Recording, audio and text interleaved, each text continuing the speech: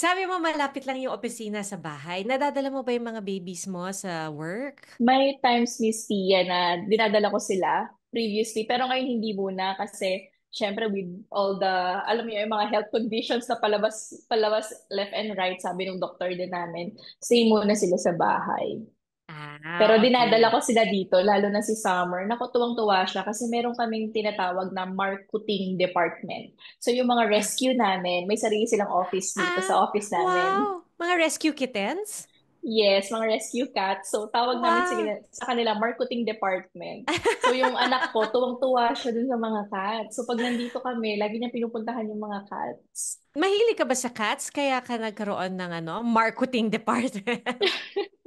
Nagre-rescue na ako ng cats since I was 5 years old. And then, nung before pa nagkaroon ng Get Ready with Me Cosmetics, marami na akong rescue, tsaka mga ina-adopt. So, as of the moment, meron na akong 56 na cats. Wow! Yes. Baka yun ang pinakamalaking department ninyo sa office.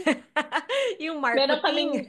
Meron kaming 5 dito sa office na rescue. And then dun sa pinapagawa kong cat house, yung dati naming bahay kasi, ano yon doon nakatira yung cats. Pero nung na-purchase ko kasi yung katabing lupa, pinagawan ko sila ng sarili nilang space. So ginagawa pa siya ngayon. So nandun yung 46. And then yung 10 naman is nandun sa bahay namin. Oh, wow! Ang galing naman ito. Imagine, with everything that keeps you busy, you still have time to care for rescue cats. Ito ba'y kinalakihan mo yung pagmamahal sa mga pusa? Sa magulang ko.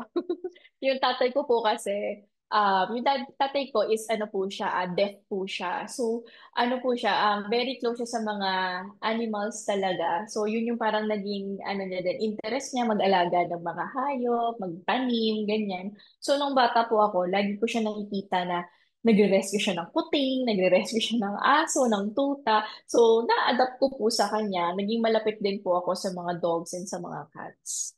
Okay, dogs and cats. May pangalan ba bawat isang nire-rescue mo? Ay, meron. Tapos, yung mga names nila is makikita nyo sa mga products namin. For example, yung number one namin na shade na bestseller is Pablo's Latte. So, si Pablo is our dog. Tapos, kulay Ah! yema kasi yung balahibo niya. So kaya naging Pablo's Latte. Oh, wait. Meron ka na bang Summer and Royce na shade? Yes, meron din. Okay.